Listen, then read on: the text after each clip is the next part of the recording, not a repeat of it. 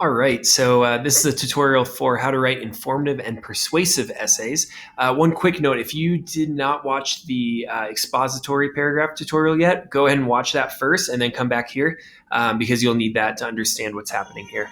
So first, we in these kind of essays, we have two types. This is expository essays, but you could have an informative essay or a persuasive essay. An informative essay tells informative information. It's from the same root. A persuasive essay is arguing something. So if I give you a prompt that says, write a persuasive essay about which sport is the best, you're trying to persuade someone, you're arguing what sport is the best. If I just say, write an informative essay about your family, you're not arguing anything. You're not trying to persuade anyone of anything.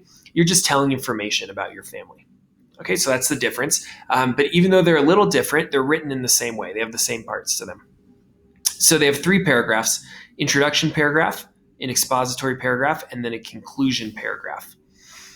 So the expository paragraph is exactly what I showed you in the tutorial. In fact, in the example here, it's the exact same paragraph. I just made this into an essay around this paragraph. Okay, so that's why you need to watch that tutorial first.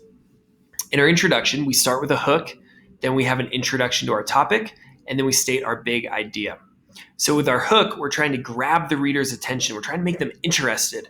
It's like when you go fishing and you catch a fish with your hook, trying to catch your reader with your hook, but not so violently like we do in fishing. So here's an example of a hook. Did you know that it can take some people 20 years or more to pay back their college debt? That's our hook. That makes you think like, whoa, that's crazy. I want to read more about this. I'm interested now. Then we have to introduce our topic. We have to talk about our topic, explain what we're talking about, why it's important. So that's here. Nowadays, it's very useful, yada, yada, yada. You can read it on your own. Finally, we have our big idea. This is the point we're trying to prove with our essay.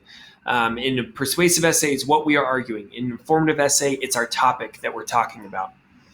While college is often necessary for work, the price is a huge problem.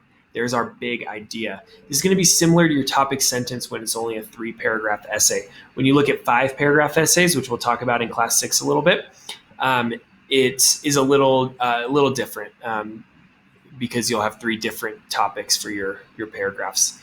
But for this writing challenge, you're just going to do 3-paragraph essays.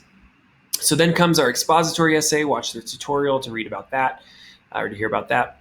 And then we have our conclusion. So first, we have our big idea again. Look, it's the same, but we're going to say it in a little different way. In conclusion, the price of college is far too high. It's just like saying that the price is a huge problem for college, just said in a different way. Then we review the topic. College is becoming less and less optional, yada, yada, yada. And then finally, we end on an interesting note. So we make the reader leave thinking, oh, that was an interesting essay. Maybe you should start saving up for college now is our interesting note here. Gives them something to do, something to think about, like, oh yeah, it's expensive. I should start doing that. So you can see that the introduction and the conclusion are kind of mirror images of each other. Big ideas last, big ideas first. Introduction to the topic, review of the topic. Hook, interesting note. So when you're writing your essay, make sure to have all of these parts. If you have any questions, please let me know.